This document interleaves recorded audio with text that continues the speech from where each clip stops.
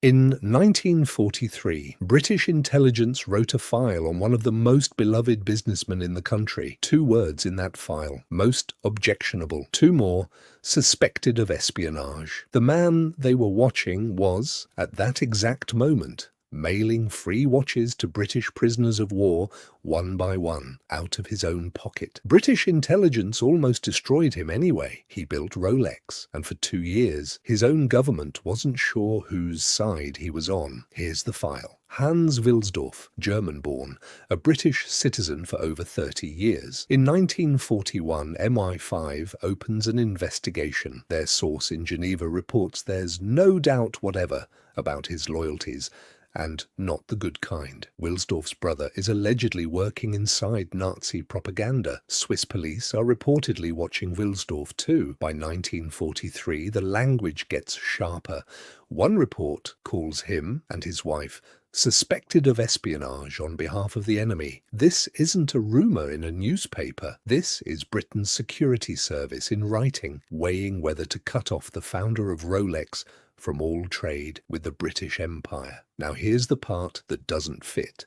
At the same time MI5 is writing suspected of espionage, Wilsdorf is running a private campaign to help British airmen. When German camps confiscated captured pilots' watches, Wilsdorf started replacing them. Write to him from any POW camp in Europe, and he'd send you a new Rolex. Free, no payment, until the war ended. One of those letters came from a corporal named Clive Nutting, locked inside the camp that would later inspire the Great Escape. Wilsdorf sent him a watch personally, telling him not to even think about paying until Germany lost. Nutting used that watch to time the enemy's patrols while helping plan the tunnel out. Over 3,000 of these watches reached POWs across occupied Europe.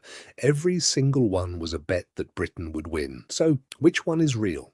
The suspected spy, or the man secretly funding an escape from Hitler's own prison camps? Even MI5 couldn't answer that. Their own file admits the POW watches may have been due to an impulse of generosity, then immediately takes it back, calling that unlikely given everything else in the file. The people building the case against him didn't fully believe their own case, and it gets worse before it gets clearer. Years earlier, Rolex had quietly supplied the parts for a very different watch, built for Italian Navy frogmen. In December 1941, those same frogmen rode torpedoes into Alexandria Harbour and crippled 2 British battleships. Wilsdorf's technology almost certainly was on their wrists while his company was mailing kindness to British prisoners. One man, one war, enemies on both wrists. By 1943, Britain made its call, no blacklist. Not because they trusted him, the file still calls him